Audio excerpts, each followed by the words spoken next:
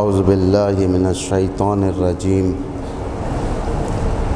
بسم اللہ الرحمن الرحیم الحمد للہ رب العالمین والعاقبۃ للمؤمنین والنار للملحدین والصلاة والسلام علی سیدنا و نبینا و حبیب الہنا و طبیب نفوسنا بالقاسم المصطفى محمد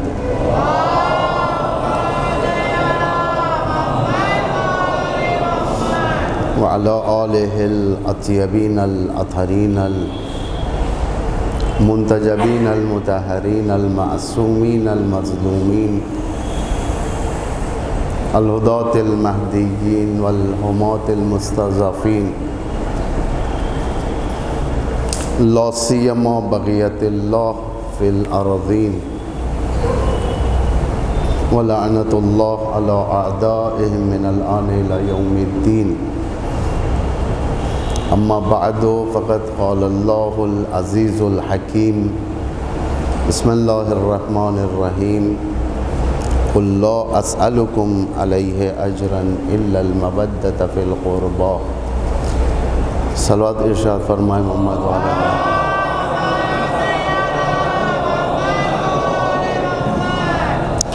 صاحبان ایمان، بزرگان ملت، معزز علماء، چہلم کی مجلس ہے اور شب شہادت صدیقہ طاہرہ، بد نہیں ہے کہ ہم عنوان حضرت زہرا سلام اللہ علیہا کے اوپر رکھیں، کیونکہ آپ کی شہادت اور شہادت کے پیچھے جو اس دور میں پیغمبر کے بعد نفاق نے سر اٹھایا تھا، اس کے بارے میں کافی گہری بحثیں بتائی گئی ہیں، کیونکہ سب سے بڑا سوال یہ ہے کہ ایک 19 سال کی رسول کی بیٹی جو بابا کی شہادت کے بعد 28 صفر 75 دن یا 95 دن جو زندہ رہی ہیں، اور اس عالم کے اندر یعنی اس 95 دن کے اندر عالم اسلام کون سے سیاسی حملوں کا گرفتار تھا کہ اس ایک دور میں تقریباً پیغمبر کی رحلت سے لے کر حضرت صدیقہ طاہرہ کی شہادت تک یا 75 ڈیز یا 95 ڈیز، جس میں دو عظیم ایشوز تاریخ میں پائے جاتے ہیں۔ ایک نفاق کا اوج، بلندی نفاق کی، کافی پیک پر تھا نفاق۔ دوسرا امتحان الہی بھی کافی پیک پر تھی، یعنی یہاں پر چھٹنا تھا، یہاں پر اہل ایمان جدا ہونا تھا۔ اس لیے آپ روایتوں میں دیکھیں، حدیث میں وارد ہے یہ، یا چوتھے امام یا پانچویں امام سے، ارتد الناس بعد النبی الا ثلاثہ و اربع، کہ نبوت کے بعد ماس میں ارتداد ہوا، یعنی مرتد ہوئے۔ البتہ وہ الگ بحث ہے، یہ کس قسم کا ارتداد ہے، یہ الگ بحث ہے، لیکن مرتد ہوئے۔ جیسا ماس کنورژنز ہوتے ہیں، ماس شادی ہوتی ہیں، اسی طریقے سے ماس یعنی پوری پبلک، پوری جمعیت، مدینہ کوئی چھوٹا موٹا شہر نہیں تھا، مدینہ بڑا شہر تھا، اس مدینے کے اندر لوگوں کے اندر ایک روحی انقلاب پیدا ہوا اندر، یعنی نیگیٹو ریولیوشن، ٹریک بدلا انہوں نے۔ یہ کیسے، کس قسم کا ایٹماسفیئر انہوں نے بنایا تھا؟ کافی پیسہ خرچ ہوا، کافی لوگوں کو خریدا گیا، سب سر اٹھائے، اور اس دوران یہ دو ٹریکس جو آپ ذہن میں رکھیں، ایک اوج نفاق کا پیک، منافقین بھرے ہوئے تھے، اور دوسرا امتحان کا پیک تھا۔ یہ ان دونوں پہلوؤں کے درمیان ایک عظیم پہلو جو نظر آ رہی ہے، امیر المؤمنین کی خاموشی۔ امیر المؤمنین کہاں جنگ بدر، کہاں جنگ خندق، کہاں جنگ خیبر، وہ فولاد، وہ شجاع ترین مرد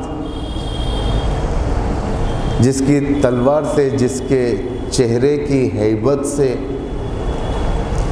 جس کے وجود سے دشمن کانپتا تھا، اور یہاں پیغمبر کے بعد یہی علی مظلوم۔ ایک طرف نفاق پروان چڑھ چکا ہے، دوسری طرف امتحان۔ نفاق کا نتیجہ یہ ہوا کہ پبلک کی بنائی ہوئی ڈیموکریسی یہاں پر غلط معنی دی گئی، اور امتحان کا پیک یہ ہوا کہ امیر المومنین میزان امتحان بن گئے۔ میزان امتحان، اچھے نمازی یہاں پر بہہ گئے سمندر میں، اچھے مجاہدین جو جہاد میں آگے رہتے تھے، اس امتحان کے اس لہر کے اندر بہہ گئے، ڈوب گئے اس تالاب میں۔ کوئی نہیں بچا الا ثلاثہ و اربع، سوائے 3 یا 4 کے، گنے چنے لوگ۔ ایک سخت امتحان تھا، لوگوں کے ذہنوں کے اندر انقلاب ہو رہا تھا، منفی انقلاب۔ یعنی کاملاً اگر حکومت کا جائزہ لیں گے آپ، یہ سب ضروری ہے جوان بچوں کے لیے، حکومت کا جائزہ اگر لیں گے آپ، پیغمبر کے بعد کاملاً پبلک حکومت ہو چکی تھی، یعنی وصیت پیغمبر کے اوپر عمل نہیں تھا، جانشینی جو پیغمبر نے اعلان کیا تھا غدیر قوم میں، اس کو بھلا دیا گیا تھا 75 دن یا 90 دن کے اندر، 95 دن کے اندر، 95 ڈیز میں لوگوں کے ذہنوں سے ایک تاریخی ایونٹ کو ختم کر دینا۔ تو کتنا یہاں پر پیسہ خرچ کیا گیا، کتنا یہاں پر مائنڈ ڈائیورشن کیا گیا، کتنا یہاں پر لوگوں کو ٹریک کے، یعنی پیغمبر کے اس ٹریک سے جدا کیا گیا۔ یہ سب سے بڑی چیز ہے۔ یہ اسلام مضبوط ہے اپنی جگہ، اسلام اپنی جگہ مضبوط ہے، اور اسلام ہمیشہ سے مضبوط ہے، جس کی دلیل یہ ہے کہ اسلام کی خاصیت امامت کے ماتحت ہے۔ اسلام امامت اپنی جگہ ہے، خلیفۃ اللہ اپنی جگہ ہے۔ اسی لیے امام علی کی زندگی کے اوپر اگر آپ نگاہ کریں گے، امام علی پیغمبر کی رحلت سے لے کر، شہادت سے لے کر اپنی خلافت کے دور تک ایک نماز جمعہ بھی شرکت نہیں کیے۔ یہ واضح دلیل ہے۔ یہ یعنی نماز جمعہ پولیٹیکو ریلیجیس نماز ہے، یہ پولیٹیکو ریلیجیس، خلیفہ پڑھاتا ہے یہ نماز، خلیفۃ المسلمین جو خدا نے جس کو بنایا، پیغمبر نے جس کا اعلان کیا، یہ اس کا حق ہے۔ یہ اگر امام ایک جمعے میں بھی چلے جاتے، گویا یہ کسی بھی حکومت کو لیگلائز کر دینا ہی ہے، اس لیے امام نہیں گئے۔ اہل البیت کے ٹیکٹکس جو تھے، الہی سیاست آپ کے اندر تھی، اہل البیت کے اندر، اس لیے کسی بھی امام میں دیکھیں چند خصوصیتیں ہیں اماموں کے اندر، یہ سب ذہن میں رکھیں آپ لوگ۔ پہلی خصوصیت، حکام جور کے دور میں کسی بھی امام نے جمعے میں شرکت نہیں کی۔ حکام جور، ظالموں کے، یعنی خلافتیں بدلتی گئیں، بنی امیہ میں ٹرانسفر ہوئی خلافت، بنی عباس میں ٹرانسفر ہوئی، تو خلیفہ بعنوان حاکم نماز جمعہ پڑھاتا تھا، امام نہیں جاتے تھے، اس لیے کہ امام ہے۔ کسی بھی امام نے بیعت نہیں کی، کسی بھی امام نے، خاموش رہے لیکن خود بیعت نہیں کیا امام نے، یہ سب سے بڑی بات ہے۔ یہ صرف ایک امام نے علناً پروٹیسٹ کیا بیعت کے خلاف، وہ ہے امام حسین ابن علی۔ آپ تاریخ اٹھا کر دیکھیں، امام حسین ابن علی کھل کر میدان میں آ جاتے ہیں، اوپن پروٹیسٹ کہ میں نہیں کروں گا۔ مسجد میں جاتے تھے، بیعت میں نہیں کروں گا، مومنین آپ بھی بیعت نہ کرو، یہ فاسق ہے، فاجر ہے۔ امام اس طریقے سے ایک زمینہ بناتے تھے ظالم جور، ظالم حکومتوں کے خلاف۔ تیسری چیز، کسی بھی امام نے زکوٰۃ حاکم کو نہیں دیا۔ یہ تین بڑے دلائل اس چیز کی علامت ہے کہ امامت اسٹریٹ فارورڈ ہے، کسی کا حق نہیں ہے اس منصب کے اوپر۔ اگر امیر المؤمنین خدا نخواستہ کوئی بھی امام فرداً، ایسا تو نہیں ہوتا ہے، فرداً اگر کوئی امام سیاستاً بیعت کر لیتا، جیسا امام رضا کے بارے میں بتایا جاتا ہے، جبکہ نہیں ہے، امام نے بیعت نہیں کی، شرائط رکھا امام نے، اور لیگل نہیں جانا مامون کو کبھی بھی امام نے، یہ واضح ہے یہ، کیونکہ امام ایک الگ نہضت چلایا کرتے تھے، ایک الگ امام کی ایک یوں کہا جائے کہ باقاعدہ سیمی گورنمنٹ امام کی، ریلیجیس گورنمنٹ جو امام اپنے ساتھیوں کے ساتھ چلاتے، مامون کو اچھا نہیں لگتا تھا یہ۔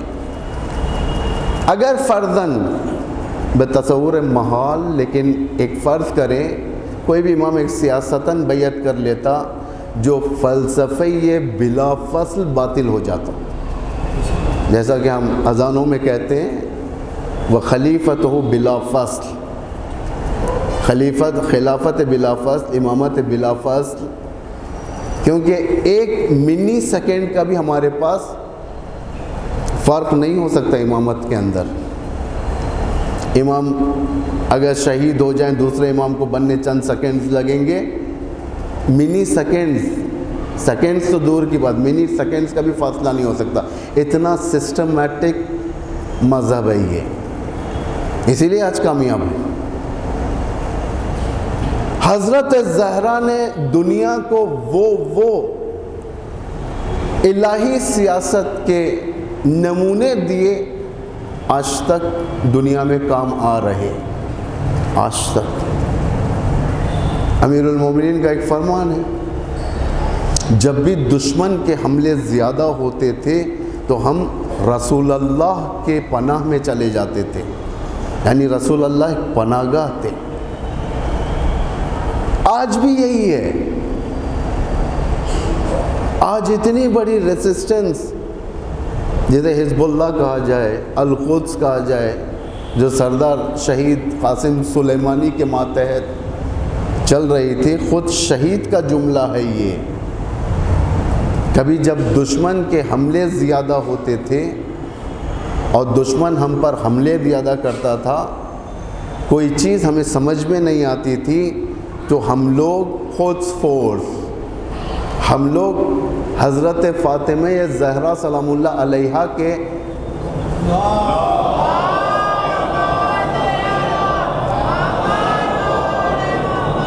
حضرت زہرا کے پناہ گاہ میں جاتے تھے ہم. اس کے بعد ایسے ایسے راستے کھل جاتے کہ ہم دشمن کو آسانی سے شکست دیتے. یہ شکست کا طریقہ جو آج عالم اسلام دنیا غرب کو دے رہا ہے، ویسٹرن آئیڈیالوجی کو جو زیر کر رہا ہے، یہ حضرت زہرا سے تعلیم یافتہ ہی ہے. یہ خود کی بنائی بھی نہیں ہے سیاست. یہ آج شیعت کیوں کامیاب ہے؟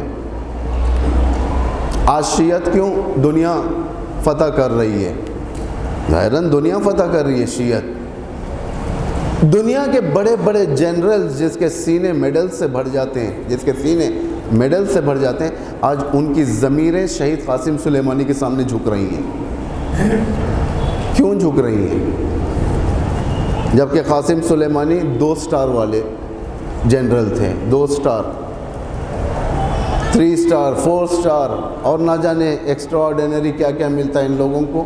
یہ ساری کی ساری دنیا آج پریشان ہے. پوچھا گیا کیسے آپ نے حملہ کر دیا، کیسے آپ نے میزائل مار دیا، کس طریقے سے آپ نے وہ کیا، ڈرون کیسے آپ نے ایئرکرافٹ کیریئر کے اوپر اڑا دیا؟ کہ امریکن نے آپ کو نہیں مارا؟ نہیں مار سکتے، کیونکہ حضرت زہرا کی سب سے بڑی خصوصیت یہ ہے، اس دور میں امام علی کے سامنے 2 ہی راستے تھے، تیسرا راستہ نہیں تھا. تیسرا راستہ حضرت زہرا نے نکالا. پہلا راستہ یہ ہے کہ امام بیعت کر لیں، جو امام نہیں کر سکتے. اسی لیے رسی ڈال کر گردن میں امام کی کھینچا گیا لے کر جانے کے لیے، تاکہ بیعت کروا لیں مسجد کے اندر. امام نہیں کر سکتا بیعت. دوسرا راستہ یہ ہے کہ وہاں پر ایک شورش بپا کرتے، ایک سازش کرتے، لوگوں کو اٹھا دیتے اور راستے میں تلوار کے بہانے سے قتل کر دیتے امام کو. 2 ہی راستے تھے، یا امام بیعت کر لے یا امام شہید ہو جائے. تیسرا راستہ نہیں تھا. تیسرا راستہ حضرت زہرا نے نکالا. حضرت زہرا آ گئی میدان کے اندر مجاہدہ بن کر. حضرت زہرا میدان کے اندر آ گئی، بغیر تلوار کے اتنے بڑے لشکر کو شکست دے دیا. یہ کس کے کرامات ہیں؟ یہ تاریخ بشریت میں اٹھا کر دیکھ لیں. جو جنگ حضرت زہرا نے کیا تھا، آدم سے لے کر شاید قیامت تک ایسی جنگ کسی نے نہیں کیا. اس کے بعد یہ جنگ کا طریقہ ثانیہ زہرا کو آیا، جو حضرت زینب. کس کے ذریعے سے؟ گریہ کے ذریعے سے. گریہ صرف آنکھوں سے آنسو نکالنے کا کام نہیں تھا حضرت زہرا کا، گریہ معنیدار، جس گریہ کے اندر معنی ہو. یہ کیوں؟ حضرت زہرا کو گھر سے بقی سے ایک ایسے مقام، بقی کے اندر کونے میں ایک درخت کے نیچے، اور درخت کے نیچے بیت الحوض، اور وہاں پر چند دن کے بعد اس درخت کو کاٹ دیا گیا. یہ کیوں کیا گیا یہ سب؟ کیا صرف اور صرف گریہ کرنے سے کیا لوگوں کو اذیت ہوتی تھی؟ سوچنے کی بات ہے یہ. یعنی حضرت زہرا جتنے بھی دن زندہ رہیں، کیا آپ کے گریہ نے، جو معمولاً جو گریہ ہمارے نگاہ میں آنکھ سے آنسو نکلنا، دل ٹوٹ جانا اور رونا، آوازیں نکلنا، ہچکیاں نکلنا، اگر یہی گریہ ہوتا تو اس سے مدینے والوں کو کیا تکلیف تھی؟ گریہ معنیدار کہتے ہیں اس کو. گریہ معنیدار یعنی حضرت زہرا ایک اس طریقے سے نہضت چلا رہی تھی، جو زبانی گریہ تھی، جو حضرت زینب نے کیا تھا. حضرت زینب اس دور کے سپر پاور کی عزت مٹی میں ملا دیا تھا. ایک قیدی، زینب کون تھی؟ قیدی تھی شام کے اندر، سجا ہوا تھا، عطر بانٹے گئے تھے، راستوں کو سجایا گیا تھا، بچوں کو کھلونے دیے گئے تھے، عورتوں کو کپڑے دیے گئے تھے، نہ جانے کیا کیا چیزیں عام تھی، شربت عام تھا، فری ڈسٹریبیوشن. یہ سب صرف اور صرف یزید کی جیت منانے کے لیے۔ نتیجہ کیا ہوا؟ ایک دن، کتنے دن سے تیاری کیا تھا وہ؟ 12 محرم کوفے میں، 16 محرم شام کے لیے قافلہ چلا تھا، 16 محرم کے بعد سے جو تیاریاں شروع ہوئی یزید کو وکٹوریس بنانے کے لیے، تاریخ میں ایک سفر، روایت میں ہے کہ پہلی سفر داخل شام ہو گئے تھے، یعنی دربار شام، اسی لیے مصائب پڑھے جاتے ہیں پہلی سفر کو ہر جگہ پر، غرہ جسے کہتے ہیں آپ لوگ۔ اس ایک سفر میں، پہلی سفر اس دربار کے اندر چاشت کے وقت، صبح دن کے وقت، 1 گھنٹے کے اندر حضرت زینب سلام اللہ علیہا نے یزید کی کامیابیوں کو یزید کی شکست میں تبدیل کر دیا۔ نہ لشکر تھا، لشکر نہیں تھا وہاں پر حضرت زینب کے پاس، یعنی دوپہر تک یزید کے مشاوروں نے یزید کو مشورہ دینا شروع کر دیا، بھلائی اسی میں ہے کہ زینب کو چھوڑ دے، جانے دے واپس، لیکن شکست دینا ہی مقصد نہیں تھا، یزیدیت کو خورد کرنا مقصد تھا حضرت زینب کا، کہ دوبارہ سر نہ اٹھائے۔ یہ سارے کے سارے ماں اور بیٹی جو دونوں الہی نمائندے ہیں، حضرت زہرا اور حضرت ثانیہ زہرا، یہ دونوں کی زندگی اگر دیکھا جائے آج کے اس دور کے اندر جو دنیا بھر میں جنگ چل رہی ہے، یزید کے دربار، آج کا جو معاویہ کا دربار اوپر نیچے ہو رہا ہے، وائٹ ہاؤس اور کیپٹول، یہ ساری کی ساری زینبی اور حضرت زہرا کی سیرت کی وجہ سے۔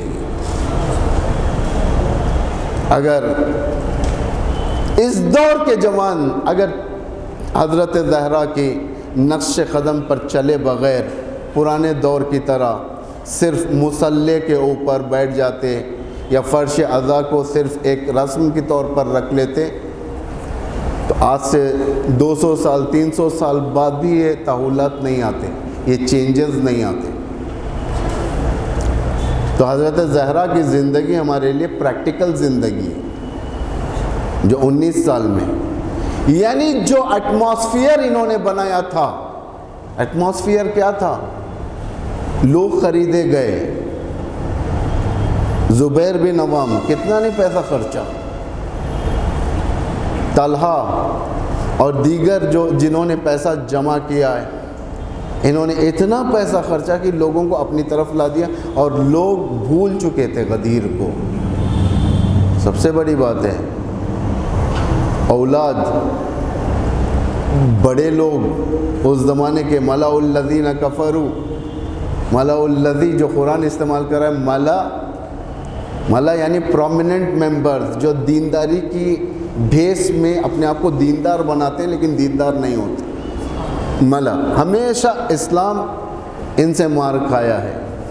یہی لوگ پیغمبر پر بھی آبجیکشن کرتے تھے، مشرکین تھے جب، ملا الذین کفروا جو قرآن استعمال کر رہا ہے، لفظ کئی جگہ استعمال کر رہا ہے، پیغمبر سے آبجیکشن کرتے تھے، یہ کیا نبی ہے؟ یہ ایک یتیم جس کے پاس کچھ نہیں ہے، کپڑے صحیح نہیں ہیں اس کے پاس، اگر یہ اللہ کا نبی ہوتا تو اس کے پاس باغات ہوتے، پراپرٹیز ہوتے، پیسہ ہوتا، بینک بیلنس ہوتا، ہاتھ میں بریسلیٹ ہوتا، یہ سب آبجیکشنز ہوئے تھے، لیکن پیغمبر خدائی نمائندے تھے۔ آپ آگے بڑھے، نہضت کو آگے بڑھایا، اسے کہتے ہیں اسلام۔ اسلام کے مقابل میں لوگ آئے تھے، یہی ملا مشرکین مسلمان بننے کے بعد ولایت کے مقابل میں آ گئے۔ اوج نفاق تھا، جو بھی پیغمبر سے پہلے جن کیریکٹرز کو دیکھ کر واہ واہ کرتے تھے، پیغمبر کے بعد یہ لوگ کوسچن مارک میں آ گئے۔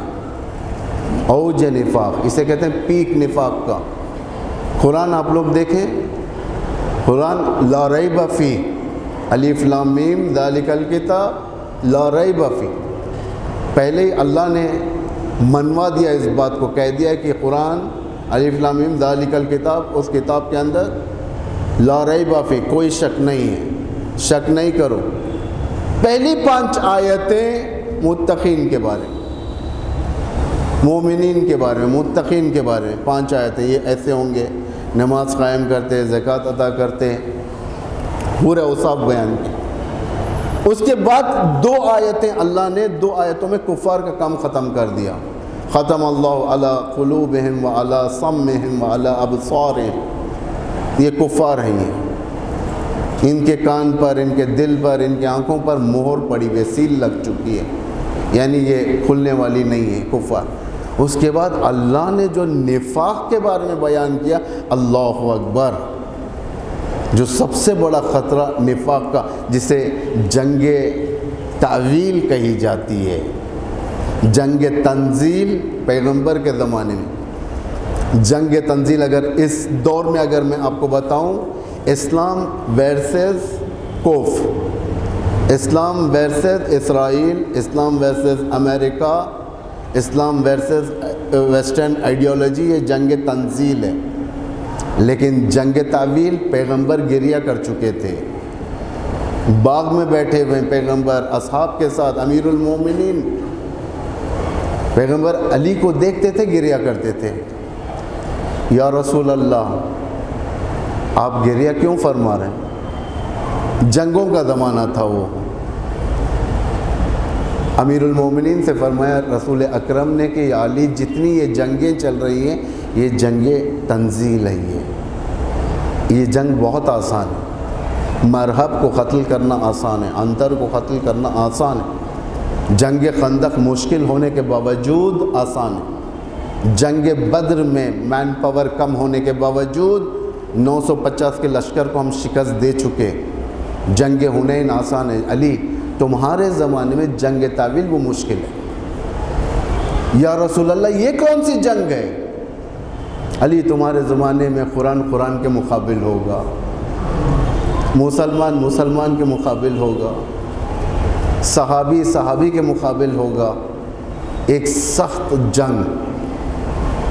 ان جنگوں سے کامیابی کے ساتھ باہر آنا بصیرت چاہیے۔ رسول حدیث میں وارد ہے، لا يحمل هذا العلم الا اہل البصر و اہل الصبر، یہ علم، یہ ذمہ داری، یہ اسلام کی ذمہ داری، پروٹیکشن اسلام کا، یہ ہر کوئی نہیں اٹھا سکتا۔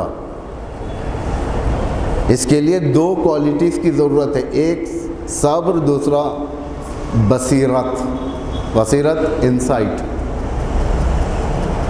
یعنی دشمن کے ظاہری زبان کے اوپر ایمان نہیں دینا۔ اوباما اگر رمضان کی تعریف کرے، اس کا مطلب یہ نہیں کہ اوباما واہ واہ، بصیرت یہاں چاہیے۔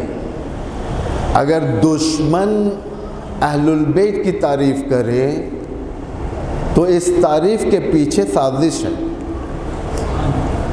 یہ دشمن کا کام آج ہے۔ آج دیکھیں، آج دنیا کے حالات، دشمن کس طریقے سے کرتا ہے؟ امام حسین کی تعریف کرنے لگتا ہے، جیسے تعریف کرتا ہے امام حسین کی، جس کے پاس بصیرت نہیں ہوتی ان کے اندر دشمن کے متعلق ایک سافٹ کارنر پیدا ہو جاتا ہے۔ بھائی یہ امام حسین کے بارے میں اتنا اچھا بول رہا ہے، اس نے جو بولا تھا انٹرنیٹ سے ڈاؤن لوڈ کر کے 1-2 پیراگراف وہ دیکھ کر اپنی زبان میں بتا دیا ہو۔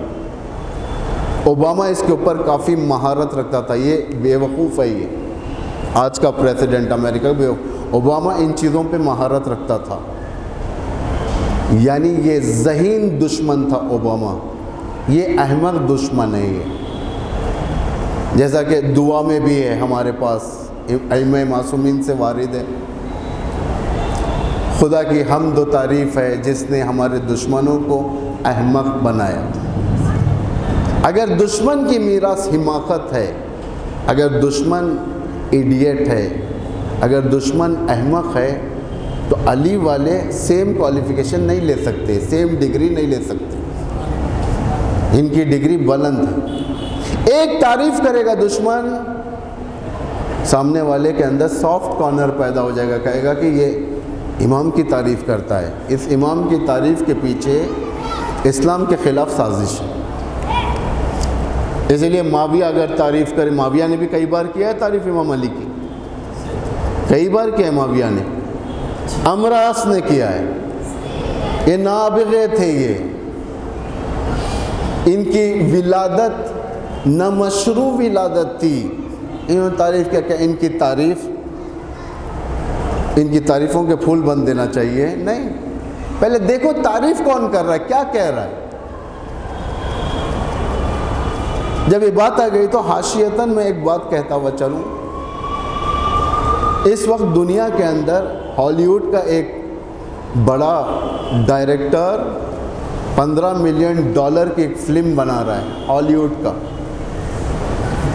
جس نے ایکشن موویز بنائے، جس نے رومانٹک موویز بنائے ہوں گے، جس نے نہ جانے جائز ناجائز سب چیزیں مخلوط کیا ہوگا، وہ بنا رہا ہے لیڈی آف ہیون، حضرت زہرا سلام اللہ علیہ پہ۔ کتنا پیسہ خرچ ہو رہا ہے؟ $15 ملین۔ $15 ملین کوئی معمولی چیز نہیں ہے ایک 1.5 گھنٹے کی فلم کے لیے۔ بھئی یہ ہالی ووڈ کب سے حضرت زہرا کی ہمدرد ہو گئی؟ اسکرپٹ لکھنے والے کون؟ ایک امامے والے جو برطانیہ کے اندر بیٹھتے ہیں، یاسر الحبیب، اور وہ کہتا ہے کہ ایلزبتھ، کوئین ایلزبتھ من اہل البیت، میں بتا چکا ہوں یہ کئی بار، کوئین ایلزبتھ اہل البیت میں سے، یعنی یہ نجس خاندان جو معمولاً احتمال دیا جاتا ہے کہ کوئین ایلزبتھ فری مینسنری کی کوئین ہے۔ جو آپ نقشہ دیکھتے ہیں پاور آف پیرامڈ، اس کے اوپر جو کوئین کا درجہ ہے یا کنگ کا درجہ ہے معمولاً کوئین کا ہے، یہ معمولاً احتمال دیا جاتا ہے وہ اس کی ہے یہ، اور اسے ایک امامے والے نے، یاسر الحبیب نے اٹھا کر حضرت زہرا سے ملا دیا، اور یہ اسکرپٹ لکھ رہے ہیں، اور اس اسکرپٹ کے اوپر فلم بنے گی، بن چکی ہے، بنے گی، ٹریلر تو آ چکا ہے۔ ہالی ووڈ کے بہترین پروڈیوسر $15 ملین انویسٹ کر رہے ہیں اس فلم کو بنانے کے لیے۔ یہ فلم کس کے لیے بن رہی ہے؟ مسلمانوں میں اختلافات ڈالنے کے لیے۔ ایگزیکٹلی یہ فلم اسی وقت بن رہی ہے جب اسلام کے پرچم بلند ہو رہے ہیں مڈل ایسٹ کے اندر، آل سعود زوال ہوتا جا رہا ہے، امریکہ اپنی گرفت چھوڑ چکا ہے، دشمن شکست کھا رہا ہے، ایسے موقع پر ایسی فلم بنائی جا رہی ہے تاکہ اختلافات ہو جائے۔ مثال جنگ صفین، مشہور جنگ ہے، دیکھیں تاریخ کو ہمیشہ پڑھیں، تاریخ کے لحاظ سے نہیں، تاریخ کو پڑھیں، آج کے دور میں آپ لوگ اس تاریخ کے لحاظ سے آج کے دور کی سیاستوں کو پرکھیں، پڑھ کر گزر نہ جائیں۔ جنگ صفین سیم واقعہ، جو لیڈی آف ہیون جو فلم بن رہی ہے، اس کا ایک چھوٹا سا حصہ جنگ صفین میں بھی تھا، چھوٹا سا حصہ کیا بڑا حصہ ہی تھا، وہ اختلاف ڈال دیا تھا، پھوٹ پڑ گئی تھی، قرآن کو نیزے پر بلند کیا، جیسے ہی لشکر آگے بڑھ رہا تھا حملے کے لیے، بہت نزدیک تھا، اس دور کے امریکہ کا خاتمہ ہونے کے لیے صرف 10 تلوار کا فاصلہ تھا، اس دور کا امریکہ تھا نا، بنی امیہ، معاویہ ابن ابی سفیان، 10 تلوار کا فاصلہ، بعض کہتے ہیں کہ 10 قدم کا فاصلہ، اتنا نزدیک آ چکے تھے۔ مالک اشتر نیزے پر قرآن کو بلند کیا، اس کے بعد ایک آیت ان کی زبان پر چلتی تھی، خوارج کی زبان پر وہ آیت متواتر چلتی تھی، وہ آیت کون سی ہے؟ لا حکم الا للہ، سورہ یوسف کی آیت ہے غالباً، لا حکم الا للہ، امیر المومنین کے سامنے آ گئے، نہیں ہے کوئی حکومت سوائے اللہ کے، اللہ کی حکومت ہے، آپ کی نہیں ہو سکتی، بند کرو یہ ورنہ جلا دیں گے ہم، یہ کر دیں گے۔ ایک عجیب وہاں پر ایٹماسفیئر بنا دیا جو لوگوں کو بھڑکا دیا اور لوگ بھڑک گئے تھے، کیونکہ عقیدے کا مسئلہ آ گیا تھا، قرآن عقیدہ تھا، مسلمانوں کا جنگ رک گئی تھی، معاویہ وہاں خوشیاں منا رہا تھا، اور یہاں پر امیر المومنین کے اس کیمپ کے اندر اختلاف۔ ایک آیت امام نے فرمایا کلمۃ حق، وہ آیت کے بارے میں جب پڑھ رہے تھے، لا حکم الا للہ، نہیں ہے کوئی حکومت سوائے حکومت اللہ کے، اللہ کی حکومت ہے، آپ کی بھی نہیں چلے گی حکومت۔ جو داعش کا آج یوں کہا جائے کہ جو نعرہ ہے، داعش کا نعرہ کیا ہے؟ نہیں ہے کسی کی حکومت، دنیا میں جتنی حکومتیں سب باطل، حقیقتاً ہے کفر کی حکومتیں، وہ حکومت جس کے اندر ولایت نہ ہو، یعنی ایک لمبا ایک الگ اس کا چیپٹر ہے، یوں کہا جائے کہ ایک الگ بحث ہے یہ حکومتوں کی۔ لیکن داعش جو کر رہی تھی کہ نہیں ہے کسی کی حکومت، سب کو قتل کرو، جو ہماری آئیڈیالوجی ہو، سیم خوارج کی یعنی آئینہ تھا، خوارج کا آئینہ جو اس سے لے رہے تھے لوگ۔ امام کے سامنے آگے لا حکم الا للہ، لا حکم الا للہ، نہیں ہے ایسی حکومت سوائے اللہ کی حکومت کے۔ ہم نے فرمایا لا حکم الا للہ تو پڑھ رہا ہے، کیا مطلب جانتا ہے تو اس کا؟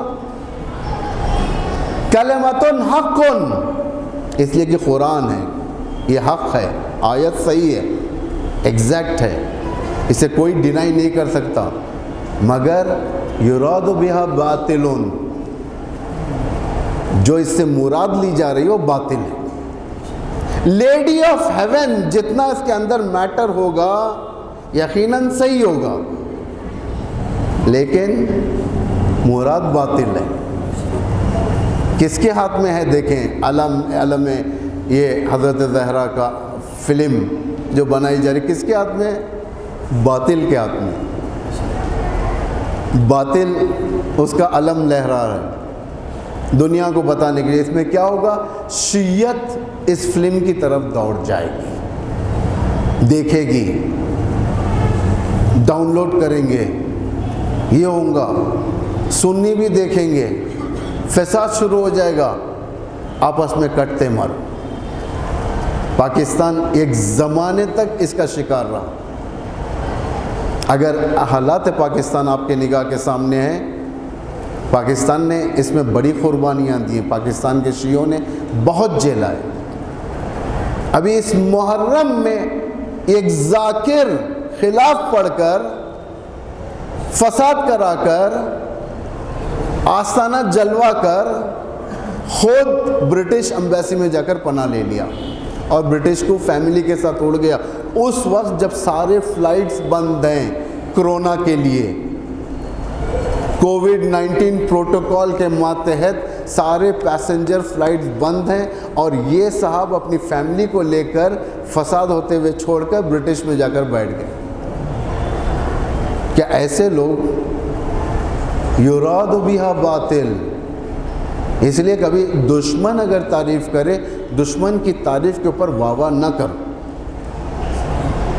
مودی جی جا کر اندور میں بوروں کے اس عاشورخانے کے اندر جو امام حسین کا شہادت کے مناسبت سے مجلس کی گئی تھی، مودی جا کر امام حسین کے مصائب پڑھتے ہیں، اور یہ نادان مسلمان گریہ بھی کرتے ہیں۔ بیک گراؤنڈ چیک کریں پہلے، آپ پڑھنے والا کون ہے؟ زبان سے نکلنے والے مصائب صحیح ہیں، لیکن یراد بہا باطل، مراد باطل ہے۔ اگر مودی امام حسین کے مصائب پڑھ رہا ہے، اس کا مطلب یہ نہیں کہ آپ مودی کو واہ واہ کریں، واہ واہ مودی جی، نعرے حیدری، نہیں ہو سکتا، یہ نہیں ہو سکتا۔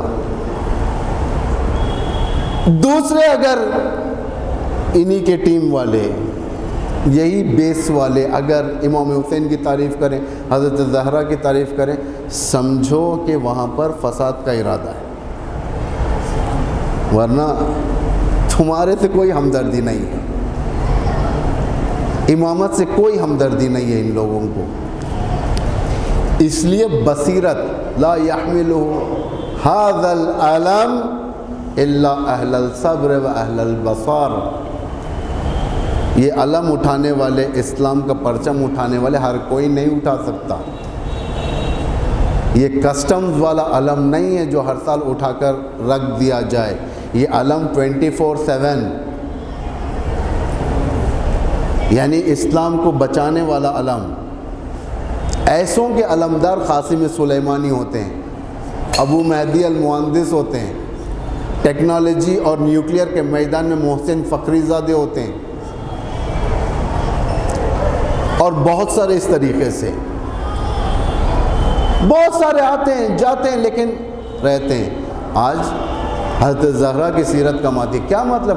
اگر قاسم سلیمانی نے یہ کہا کہ جب بھی ہمارے پر حملے زیادہ ہوتے ہیں، اٹھا کر دیکھیں ان کے بیانات میں سے ہی ہے، جب بھی دشمن حملے زیادہ کرتا، سیاسی پیچیدگیاں پیدا ہوتی، ہمیں سمجھ میں نہیں آتا کہ کیا کریں، اب کیسے کریں، تو یہ لوگ کہتے ہیں کہ ہم لوگ اپنے سنگر کے اندر سب مل کر بیٹھتے تھے، انہی سپاہیوں میں سے ایک ذاکر ہوتا تھا، اسے کہتے تھے کہ حضرت زہرا کے مصائب پڑھو، حضرت زہرا کے مصائب ہوتے، حضرت زہرا کا ماتم ہوتا۔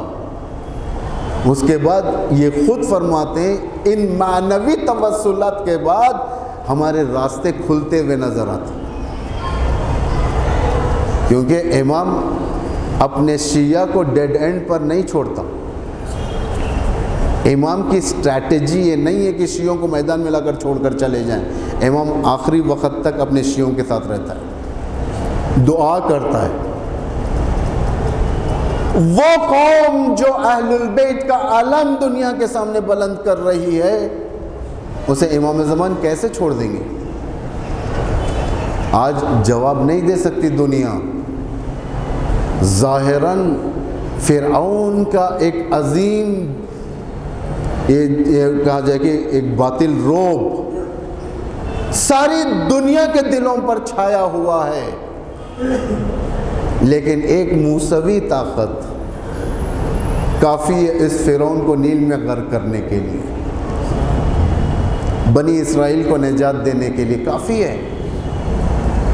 کیونکہ حضرت زہرا کی جنگ اگر نگاہ کیا جائے، آپ سٹڈی کریں حضرت زہرا کی جنگ، آپ کے ہاتھ میں تلوار نہیں تھی، آپ کے ہاتھ میں تیر و کمان نہیں تھے، آپ کے پاس صرف ایک طاقت تھی، وہ معنوی طاقت تھی۔ معنوی طاقت نے حضرت زہرا کو میدان میں کوہ کی طرح، پہاڑ کی طرح روک رکھا تھا، ساری دنیا مل کر علی کو کھینچ رہی تھی، ایک زہرا کا ہاتھ علی کے بازو پر تھا، علی اپنی جگہ سے نہیں ہل رہے تھے، یعنی سب کا پاور بیکار ہو گیا۔ اس وقت تک حضرت زہرا نے بے ہوشی کو اپنے پاس آنے نہیں دیا جب تک علی کو اس ظلم کی رسی سے آزاد نہ کروا دیا۔ اس وقت تک حضرت زہرا نے بے ہوشی کو بھی قابو ہونے نہیں دیا، ورنہ جو ظلم کیا تھا زمانے نے تلوار کی لب سے ایسا حملہ کیا کہ بازو کی ہڈیاں اور دروازے کی وجہ سے پھسلیاں ٹوٹ گئی تھی حضرت زہرا کا۔ اسی لیے سلمان کو بلاتے ہیں دفن کی رات، غسل کی رات، بچے چھوٹے ہیں، امام حسن، امام حسین، حضرت زینب سلام اللہ علیہ، حضرت کلثوم، سلمان سے کہتے ہیں سلمان میرے بچوں کا خیال رکھ، میں غسل دینا ہے، کفن دینا ہے، ورنہ بچے آئیں گے ماں کا جنازہ دیکھیں گے، روئیں گے، دوسروں کو پتہ چل جائے گا، کیونکہ رات کی تاریکی میں ہو رہا تھا۔ وہ امام جو سلمان سے کہا کہ بچوں کو ذرا کنٹرول کرو، آواز آنے نہ دو، وہی امام غسل خانے سے چیخ مارتا ہے، چیخ مارتا ہے، اور پردہ ہٹا کر باہر آتے ہیں، اسی دیلان کے اندر دروازے کو ٹیک لگایا صورت آسمان کی طرف، آنکھوں سے آنسو ٹپک رہے ہیں، ہچکیوں پر رو رہے امام۔ سلمان گئے، وہ جلال جو رونے کا تھا امام کا، اس کے سامنے ٹھہر گئے، امام کو تسلی دیا۔ امام سے فرمایا، سلمان نے، یا امیر المومنین، آپ نے مجھے تلقین کی تھی کہ بچوں کو سنبھالیں، آپ خود۔ امام نے فرمایا، سلمان، جب میں زہرا کو غسل دے رہا تھا، بازوؤں کی ہڈیاں ٹوٹی ہوئی تھیں، پھسلیاں ٹوٹی ہوئی تھیں، لیکن کبھی زہرا نے مجھے احساس ہونے نہیں دیا، کبھی احساس ہونے نہیں دیا۔ اس طریقے سے اپنے بچوں کے سر پر کنگھی کیا کرتی تھی کہ مجھے احساس تک نہیں ہوا کہ کچھ ہوا ہے۔ سلمان کتنے دن سے زہرا اس درد کو چھپا رہی تھی۔ یہ مظلومیت، جب حضرت امیر المومنین کو روکا تھا جانے سے، حضرت زہرا ایک عورت ذات ہے، تھوڑا سا بھی اگر ظلم زیادہ ہو جائے عورت ذات برداشت نہیں کر سکتی۔ جیسے امام کو چھڑا دیا، مورخین لکھتے ہیں کہ ہم نے دیکھا گلے سے رسی جدا ہوئی، حضرت زہرا بے ہوش ہو کے گر گئی۔ اسی لیے کہتا ہوں کہ جب تک امیر المومنین کی حفاظت نہیں کیا، بے ہوشی کو تک آنے نہیں دیا۔ یہ کمالات حضرت زہرا میں سے، کمالات فاطمی میں سے۔ جب مصائب کی طرف آ گئے ہیں تو مصائب پڑھ کر میں آپ کی زحمت کو ختم کر دوں۔ مظلوم ترین شہادت حضرت زہرا کی تھی۔ ایک پہلو تو یہ ہے کہ رات کے سناٹے میں غسل دیا گیا تھا، رات میں کفن دیا گیا تھا، اور رات ہی میں دفن کر دیا گیا تھا، کسی کو اعلان نہیں ہوا۔ نزدیک ترین لوگ جیسے سلمان اور اس جیسے چند صحابی، امیر المومنین، چھوٹے چھوٹے بچے دفن کرتے۔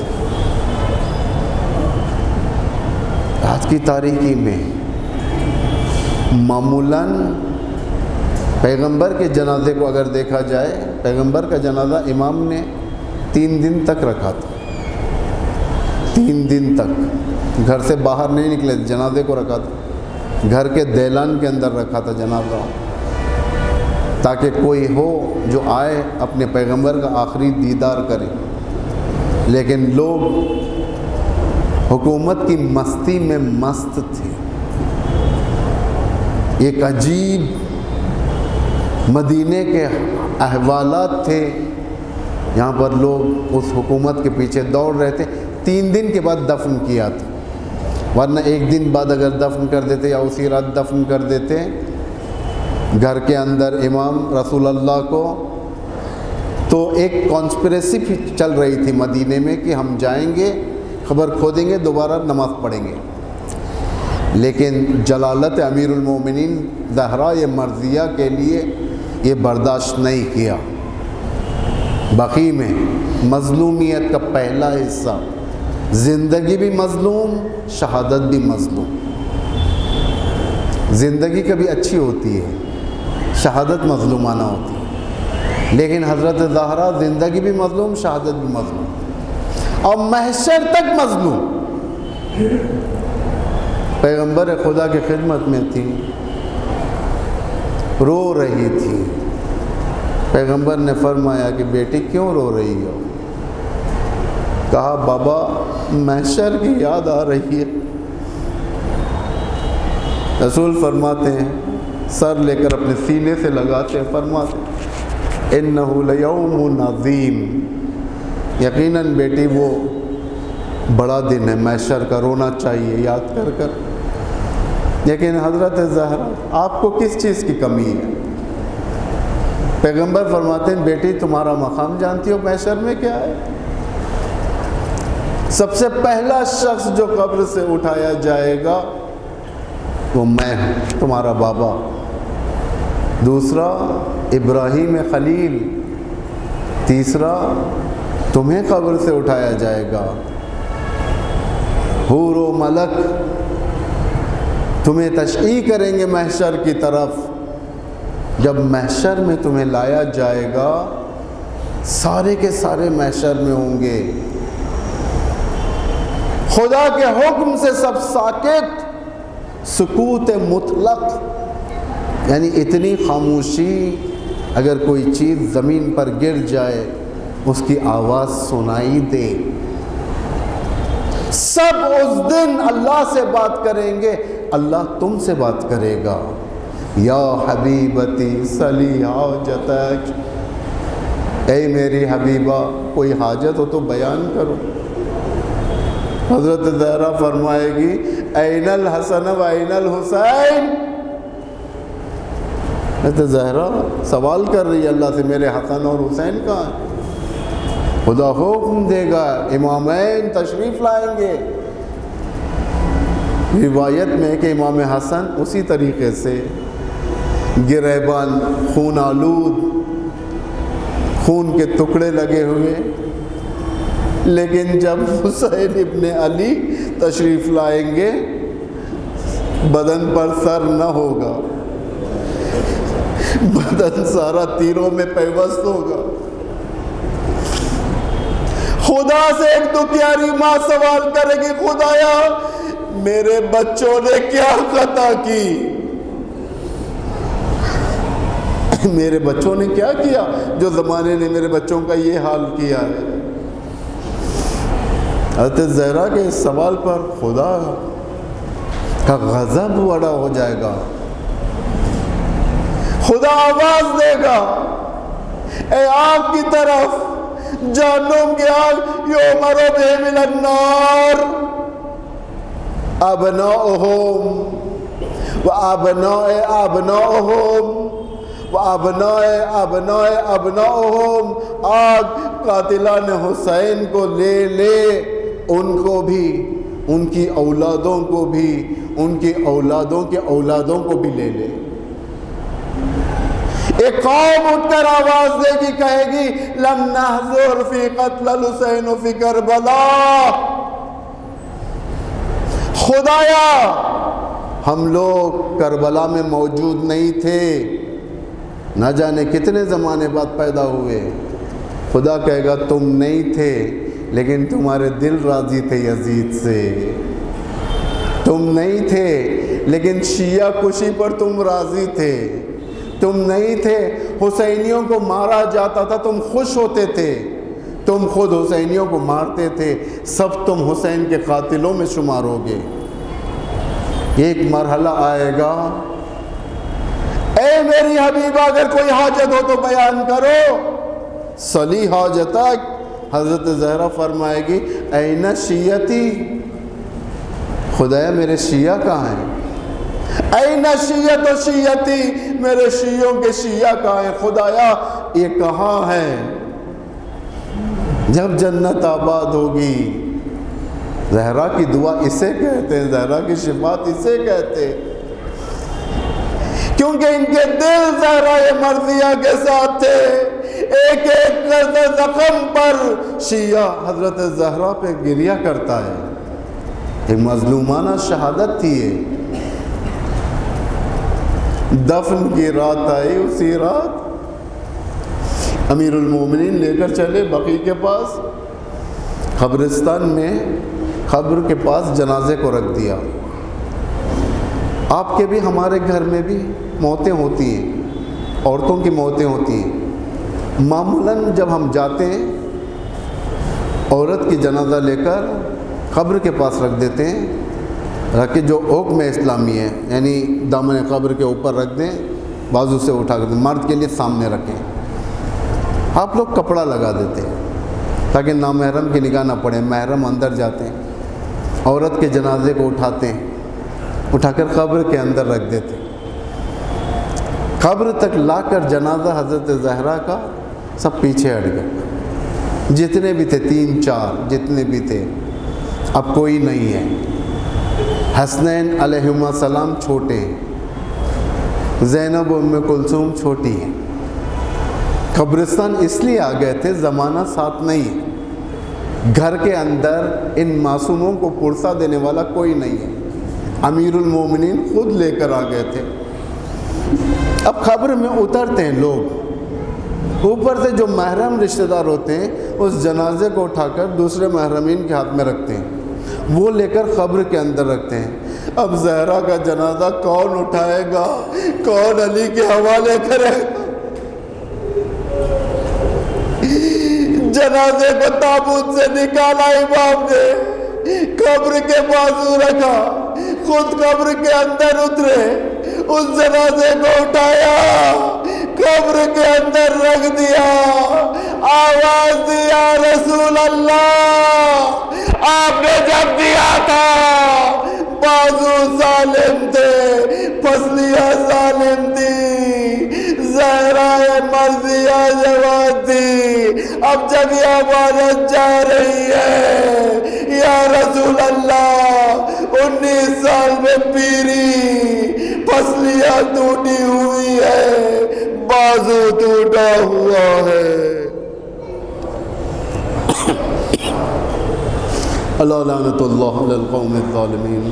خداوند ہم سب کے گناہوں کو معاف فرما، ہمیں گناہ نہ کرنے کی توفیق عطا فرما، اسلام و مسلمین کی حمایت و نصرت فرما، جہاں جہاں پر بھی مومنین ہیں ان کی جان مال عزت آبرو کی حفاظت فرما، پرچم اسلام کو روز بروز سربلند فرما، پرچم کفر و نفاق کو سرنگون فرما، دشمنان اسلام کا خاتمہ فرما، آل سعود کو نابود فرما، آل نہیان و آل خلیفہ کو نابود فرما، پروردگارہ مکے اور مدینے کو آل سعود کے نجس پنجوں سے آزاد فرما، پروردگارہ اسرائیل کا خاتمہ دست مبارک رہبر انقلاب کے ذریعے سے خاتمہ فرما، پروردگارہ امام کے ظہور میں تعجیل فرما، ہم سب کو ان کے اعوان و انصار اور ان کے شیعوں میں سے قرار فرما۔ ایک مرتبہ سورہ حمد اور 3 مرتبہ سورہ اخلاص کی تلاوت فرما کر مرحوم مغفور مصطفیٰ رضا جدی ابن محمود علی جدی کو ارسال فرما۔ بسم اللہ۔